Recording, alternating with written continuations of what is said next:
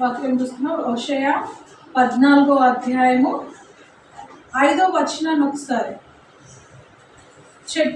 చెట్టునకు మంచు ఉన్నట్లు నేను అతని కుందును, తామర పుష్పము పెరుగునట్లు అతడు అభివృద్ధి పొందును, లెబానోను పర్వతము దాని వేలు తన్నునట్లు వారు తమ వేలు తన్నుదురు. ఇక్కడ మనం చూసుకున్నట్లయితే ఇక్కడ మరి దేవుడు మాట్లాడుతున్నాడు కదా. ఇక్కడ ఎవరు మాట్లాడుతున్నారు? దేవుడు ఏమంటున్నాడు? చెట్టునకు మంచు ఉన్నట్లు నేను అతనికి ముందును. మరి ఇక్కడ మనం చూసుకున్నట్లయితే ఒక మరి మనిషితో దేవుడు మాట్లాడినట్టుగా ఉంది కదా. మరి ఇక్కడ చూసుకున్నట్లయితే చెట్టుకు మరి మంచు ఏ విధంగా ఉంటుందో అంటే మనము చూసుకున్నట్లయితే ఉదయకాలములు ఇవ్వగానే కదా, వర్షం పడ్డా పడకపోయినా చెట్టు మీద మంచు అనేది ఉంటుంది కదా. చెట్టు మీద మంచు, అసలు ఆ మంచు ద్వారానే మరి చెట్లు పెరిగే అవి చెట్లు కూడా ఉన్నాయి. వర్షంతో కాకుండా మంచుతో చెట్లు పెరిగే ఇప్పుడు ఉన్నాయి. అయితే మరి చెట్టునకు మంచు ఉన్నట్లుగా నేను అతనికి ఉందును అని దేవాతి దేవుడు ఇక్కడ మాట్లాడుతూ, ఈ మాటలు మరి దేవుని దీవెనల గురించి మాట్లాడుతున్నట్టుగా మనము గ్రహించాలి. దేవుని దీవెనలు కదా. ప్రతి ఉదయం కొత్తగా మరి దేవుడు మనల్ని ఆశీర్వదిస్తున్నాడు. ప్రతి ఉదయం కూడా చెట్టుకు ఏ విధంగా మంచు ఉంటుందో ఆ విధంగా నేను మీతో ఉంటాను అని దేవుడు సెలవిస్తున్నాడు. దేవుడు మాట్లాడుతున్నాడు. అంటే మరి చెట్టుకు మంచు ఉన్నప్పుడు ఆ చెట్టు అంటే ఎదుగుతూ ఉంది. అంటే దేవుడు మనతో ఉన్నప్పుడు మనము దేవుడితో ఎప్పుడైతే సహవాసం కలిగి ఉంటామో మనము కూడా మరి ప్రతిరోజు మన జీవితంలో దేవుడు కొత్త ధనాన్ని కలగజేస్తాడు. మరి అదేవిధంగా మనం చూసుకున్నట్లయితే ఇక్కడ తామర పువ్వు పెరుగునట్లుగా అతడు అభివృద్ధి నందును. తామర పువ్వు గురించి ఇంతకుముందు దైవ సేవకుడు మనతో చెప్పాడు కదా. తామర పువ్వు మరి ఆ బురదలో ఆ నీళ్ళల్లో ఉన్నప్పుడు ఆ తామర పువ్వుకు బురద అంటకుండా అది చూసుకుంటూ ఉంటుంది కదా.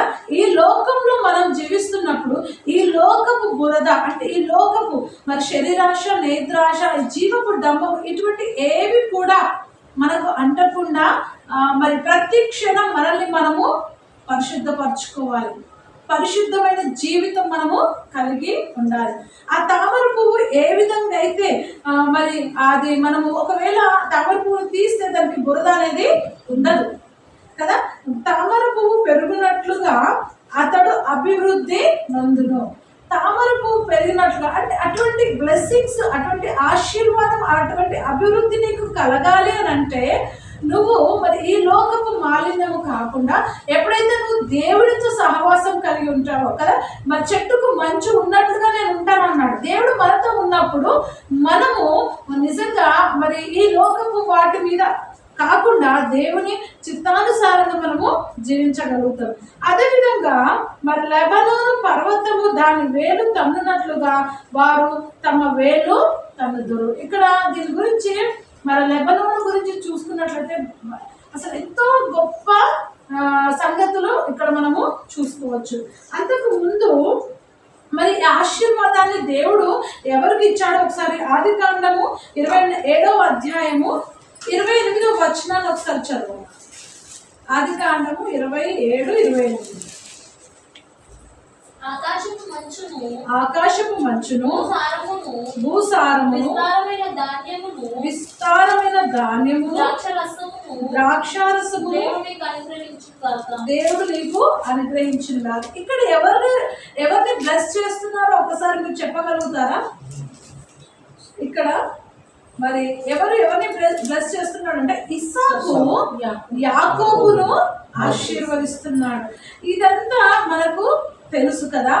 మరి ఆ బ్లెస్సింగ్ మరి ఏశావు పొందుకోవాల్సిన సమయంలో యాకోబు ఆశీర్వాదాలు పొందుకుంటాడు. అప్పుడు ఏమంటాడంటే ఆకాశపు మంచును భూసారమును విస్తారమైన ధాన్యమును ద్రాక్షారసమును దేవుడు నీకు అనుగ్రహించును గాక. అంటే అటువంటి ఆశీర్వాదం మరి ఇందాక మనం చూసుకున్నాం కదా, చెట్టుకు మంచు ఎట్లా ఉంటుందో అట్లా దేవుడు ఉంటాడని. అటువంటి బ్లెస్సింగ్స్ మరి ఎప్పుడైతే దేవుడి ఆశీర్వాదాలు ఉంటాయో ఉట్టి మరి అదే కాదు కానీ భూసారమును విస్తారమైన ధాన్య ద్రాక్షారసము దేవుడు నీకు అంటే అన్ని విషయాల్లో ఎప్పుడైతే నువ్వు దేవునితో సహవాసం కలిగి ఉంటావు అన్ని విషయాలు నువ్వు బ్లెస్ అవుతావు. ఆ విధంగా మరి ఇస్సాకు యాకోబును ఆశీర్వదించాడు. మరి ఈ ఆశీర్వాదం గురించి ఒకసారి మనం చూసుకున్నట్లయితే అదే ఆదికాండము మరి 23వ వచనాన్ని ఒకసారి చూద్దాము. రెండు జనములు నీ గర్భంలో కలవు, రెండు జనపదములు నీ కడుపులో నుండి చెప్పము ప్రత్యేకంగా వచ్చును. ఒక జనపదము కంటే ఒక జనపదము బలిష్టమై ఉండును, పెద్దవాడు చిన్నవానికి దాసుడవును. ఇది మరి ఎవరు ఇక్కడ మాట్లాడుతున్నారు అని అంటే మరి యాకోబు తల్లితో కదా, యాకోబు తల్లితో మరి అంటే రిబకాతో మాట్లాడుతున్నాడు దేవుడు. తన గర్భంలో మరి ఇరువురు మరి కవలలు ఉండేసరికి వారు లోపలనే వారు గొడవ పడుతూ అసలు తనకు ఎంతో భారంగా ఉన్నప్పుడు తను దేవునితో మాట్లాడినప్పుడు దేవుడు తనతో మాట్లాడుతున్నాడు. ఏమంటున్నాడంటే రెండు జనపదములు నీ గర్భంలో మరి కలవు, రెండు జనపదములు నీ కడుపులో నుండి ప్రత్యేకంగా వచ్చిన ఒక జనపదం. అంటే ఇక్కడ మనం చూసుకున్నాం కదా ఇందాక 27వ అధ్యాయంలో ఏ విధంగా మరి ఇస్సాకు యాకోబును ఆశీర్వదించి అది దేవుని నిర్ణయం కదా.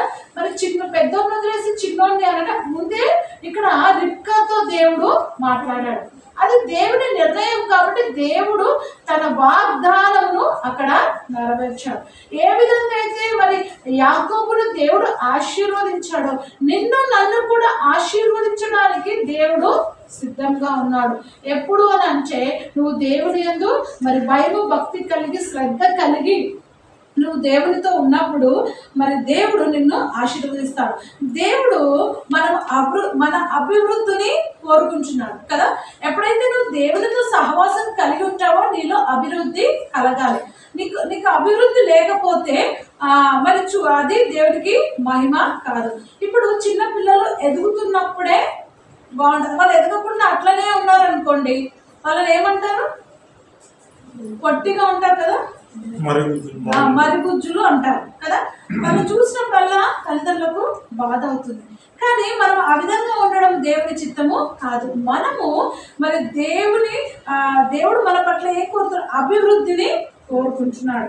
ఇక్కడ మనము చూసుకున్నాం కదా, లెబనోను పర్వతము దాని వేలు తన్నున్నట్లుగా వారు తమ వేలు తన్నుదురు.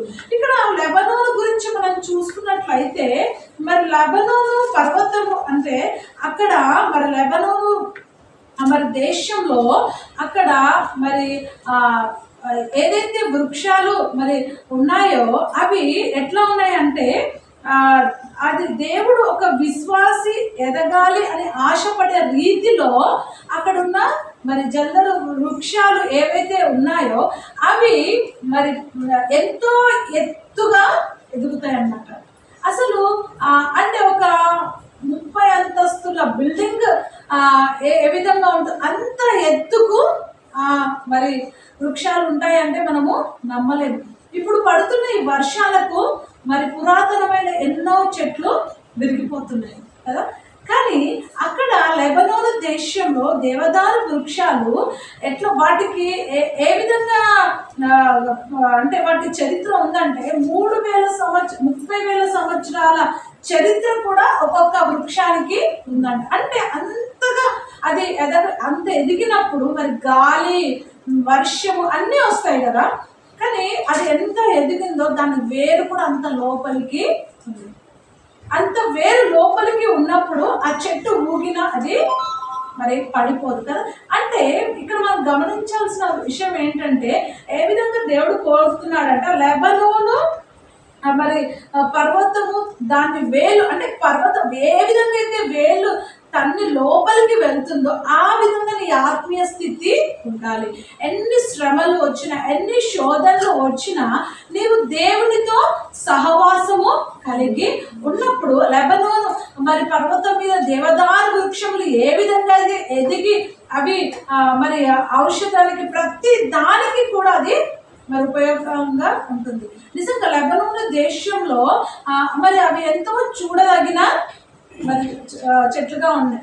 అయితే ఆ చెట్లు నేను ఒక అడ్వర్టైజర్ టీవీలో ఒక టీవీ అడ్వర్టైజ్ చూస్తున్నప్పుడు అవి ఏం చేస్తుందంటే ఆ చెట్టు పెద్ద చెట్టు ఉంటుంది, దాని మధ్యలో లోపల కూర్చొని టీ తాగుతుంటుంది. ఇదేంటి అసలు చెట్టు ఇంత పెద్ద చెట్టు ఉంటుందా, లోపల కూర్చొని తాగొచ్చా టీ అంటే అది ఒక కూర్చొని ఒక మంచి స్పాట్గా దాన్ని చేశారు. అందుకు నేను దాన్ని చూసినప్పుడు ఆలోచన చేశాను. దాని తర్వాత నేను తెలుసుకున్నది ఏంటంటే లెబనోను అది ఏదైతే మరి దేవదార వృక్షాలు ఉంటాయో ఆ వృక్షాల మధ్య నుండి రోడ్లు కూడా ఉన్నాయంట, అంటే అటు ఇటు పోవడానికి. అసలు ఎంత ఆశ్చర్యం కదా. అంటే అటువంటి స్థితి అంటే వాళ్ళ ఏ విధంగా దేవదార వృక్షానికి దేవుడు ఎటువంటి ఆశీర్వాదాన్ని ఇచ్చాడో మరి మనము కూడా మన ఆత్మీయమైన స్థితిలో మనము ఆ విధంగా ఉండాలి. ఇక్కడ మనం చూసుకున్నట్లయితే దేవుడు మరి సంతోషం కొరకు మరి ఏ విధంగా మరి మనల్ని సృష్టించాడో మనము కూడా మరి లెబనోను వృక్షం, లెబనోను అనగా మనము పరిశుద్ధత, అది తెల్లదనానికి సాదృశ్యం అన్నమాట. తెలుపు ఏదైతే దేవదారు వృక్షం ఉందో అది మరి ఆ మంచు ఎప్పుడు కూడా ఆ చెట్టు మీద ఉంటుందట. అది మంచుతోనే ఆ చెట్టు పెరుగుతుంది. అంటే దేవుడు మనతో ఉన్నప్పుడు మనము అభివృద్ధి చెందుతాము. దేవుడు మనతో ఉన్నప్పుడు మనం ఎంతగానో బ్లెస్ అవుతాం. అటువంటి బ్లెస్సింగ్స్ మరి నీ జీవితంలో దేవుడు చూడాలని ఆశపడతాడు. లెబనోను మరి ఏవైతే ఆ వృక్షాలు ఎంతగా మరి ఎదిగి అవి మరి అంటే ఎక్కువ కాలం జీవిస్తున్నాయో నీ జీవితం కూడా మరి దేవుడు దీర్ఘాయువు చేత తృప్తిపరచాలి అని దేవుడు ఆశపడుతున్నాడు. మరి నిజంగా మరి అటువంటి అభివృద్ధి మరి దేవుడు నీకు మరి కలగజేయునుగాక. నిజంగా మనము అటువంటి మరి అభివృద్ధి కలిగిన వారముగా ఇక్కడ మరలా చూసుకున్నట్లయితే చెట్టునకు మంచు ఉన్నట్లుగా నేను మీకు ఉన్నానని దేవుడు చేశారు. ఈ సంవత్సరము మరి ఈ సెప్టెంబర్ మాసంలో 9వ నెలలో మనం ఉన్నాము. మరి ఈ నెలలో దేవుడు మీకు అనేకమైన అభివృద్ధి మీ జీవితంలో సంఘంలో దేవుడు మనకు కలిగించునుగాక. మరి ఆ ఆగస్టు మాసం కంటే కూడా అత్యధికమైన ఆశీర్వాదాలు మరి దీవెనలు ఈ సెప్టెంబర్ మాసంలో దేవుడు మనకు అనుగ్రహించునుగాక. దేవుడి మాటలు మన వినికిడిలో దీవించి ఆశీర్వదించునుగాక.